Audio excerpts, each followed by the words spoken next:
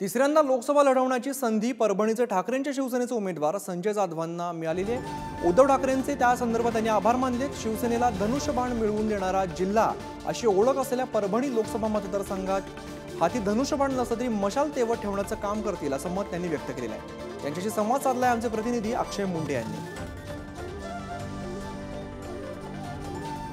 शिवसेना उद्धव बाळासाहेब ठाकरे यांच्या पक्षाकडून आज उमेदवारांची यादी जाहीर करण्यात आली आहे। यामध्ये परभणीचे उमेदवारी देखील विद्यमान खासदार संजय जाधव यांना देण्यात आली आहे। तेच आपल्यासोबत आहेत। खासदार साहेब उमेदवारी दिलेली आहे, काय सांगणार? मला तिसऱ्यांदा लोकसभेची उमेदवारी दिल्याबद्दल पक्षप्रमुख उद्धवजी यांचे मी खूप खूप आभार मानतो।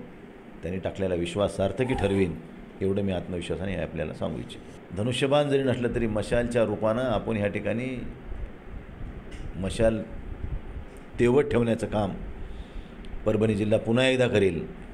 कारण 1989ला शिवसेनेचं धनुष्यबाण चिन्ह मिळवून देणारा हा परभणी जिल्हा मशाल चिन्हावर सुद्धा इतिहास घडवून दाखवेल हे आपल्याला या निमित्तानं सांगतो। अमोल कीर्तीकरांचं तिकीट जाहीर झाल्यानंतर त्यांच्यावर ईडीची नोटीस आलेली आहे, कसे पाहतायचे? हे आता नवीन नाही आहे बघा। आता देशातल्या सर्वसामान्य जनतेला कळून चुकलं आहे की ह्यांच्या विरोधात गेलं, ह्यांचं नाही ऐकलं की त्याच्या मागं ससे मेरे लावणार हे सरकार हे ठरलेलंच आहे। त्यामुळे आलेल्या प्रसंगाला समोर जावं लागेल। त्याची काय बरं ह्यांच्याजवळ गेले की सगळं बंद व्हायला लागलं, हे काय तमाशा हेच नाही कळणार आणखीन देशात लोकायला की ज्यांच्यावर तुम्ही आरोप करता आणि ते तुमच्याकडे आले की स्वच्छ व्हायला लागलेत आणि विरोधात असले की ते आरोपी आहेत। हे कुठलं तरी नवीनच समीकरण दिसतं या सरकारचं।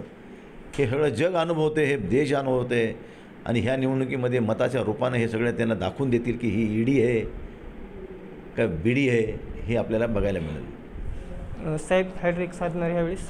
हो, 100% साधणार, काय दुमत नाही। तर हे होते खासदार संजय जाधव। अक्षय मुंडे, पुढारी न्यूज, परभणी।